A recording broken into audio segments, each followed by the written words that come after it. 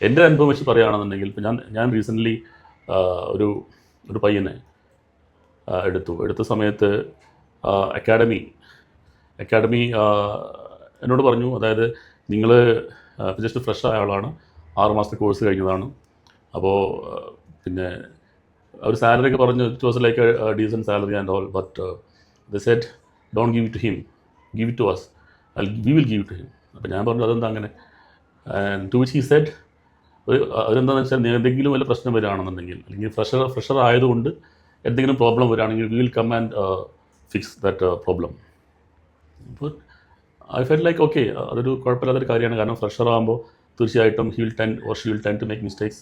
അപ്പോൾ അത് പിന്നെ നമ്മൾ ഇൻവോൾവ് ചെയ്യുന്ന എന്തെങ്കിലും കവറപ്പ്, അപ്പോൾ അത് നന്നായിരിക്കും എനിക്ക് തോന്നി. പക്ഷേ എൻ്റെ ഇൻ്റർവ്യൂ സമയത്ത് when I check with him, he said like പുള്ളിയായിട്ടുള്ള ഒരു കോൺട്രാക്റ്റ് എന്ന് പറയുകയാണെന്നുണ്ടെങ്കിൽ ഇറ്റ്സ് ലൈക്ക് ഇപ്പം ഞാൻ കൊടുക്കുക കമ്പനി കൊടുക്കുന്ന സാലറിയുടെ ഒരു എന്താ പറയുക, ഒരു 1/10 അല്ലെങ്കിൽ ആ രീതിയിലുള്ളൊരു എമൗണ്ട് സ്റ്റൈപ്പൻ്റായിട്ട് ആണ് പുള്ളിക്ക് കിട്ടുന്നത്. അപ്പോൾ he must have paid some 70,000 something for 6 months or 3 months course.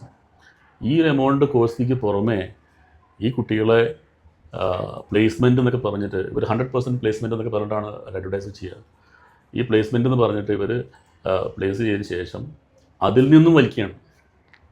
ഞാൻ ഏതാണ് സ്ഥാപനം ഞാൻ പറയുന്നില്ല, പക്ഷേ ഈ ഒരു പരസ്യത്തിനുള്ളിൽ പരസ്യം എന്നൊക്കെ പറയുമല്ലോ, ഇവരെന്താണോ അഡ്വർടൈസ് ചെയ്യുന്നത് 100% പ്ലേസ്മെൻ്റ് എന്നൊക്കെ പറഞ്ഞിട്ട് ഇങ്ങനെ പ്ലേസ് ചെയ്യുന്നിടത്തൊന്നും ഈ പറയുന്ന എത്രയാണോ കോഴ്സ് ഫീ അതിൻ്റെ അത്ര തന്നെ ഇങ്ങനെയും വലിക്കുമ്പോൾ ഇറ്റ് വാസ് ലൈക്ക് വല്ലാത്തൊരു ക്രൂരതയാണ് എനിക്ക് തോന്നിയത്.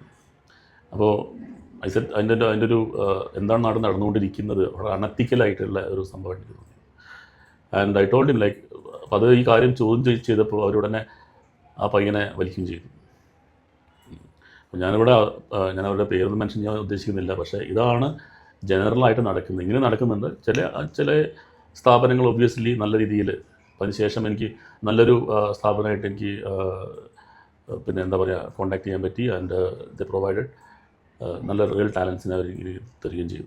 അപ്പോൾ നിങ്ങൾ ചോദിച്ച ചോദ്യം വളരെ പ്രസക്തമാണ്. കാരണം ഡിജിറ്റൽ മാർക്കറ്റിംഗ് എന്ന് കേൾക്കുമ്പോഴേക്കും കാര്യം ഇപ്പോൾ നേരത്തെ പറഞ്ഞ പയ്യൻ തന്നെ അത്രയും ഒരു ഫിനാൻഷ്യൽ ബാക്ക്ഗ്രൗണ്ടൊന്നും ഇല്ലാത്തൊരു പയ്യനാണ്. പക്ഷേ അവർ ചിലപ്പോൾ ലോൺ എടുത്തിട്ടോ അല്ലാന്നുണ്ടെങ്കിൽ വളരെ ഫണ്ട് റേസ് ചെയ്തിട്ടൊക്കെ ആയിരിക്കും ഇങ്ങനെ കോഴ്സിന് ചേർക്കുക, കഴിഞ്ഞാൽ ഒരു ബെനിഫിറ്റ് കിട്ടുന്നുള്ളതിലായിരിക്കും. പക്ഷേ ഈ ഒരു പെട്ടെന്നൊരു കോഴ്സിന് ഇറങ്ങിക്കഴിഞ്ഞാൽ അതിന് ബെനിഫിറ്റ് കിട്ടുന്നുള്ളതിൽ ചാടി ഇറങ്ങി പുറപ്പെടാതിരിക്കുകയാണ് അതിൻ്റെ ഭേദം എന്ന് എനിക്ക് തോന്നുന്നത്.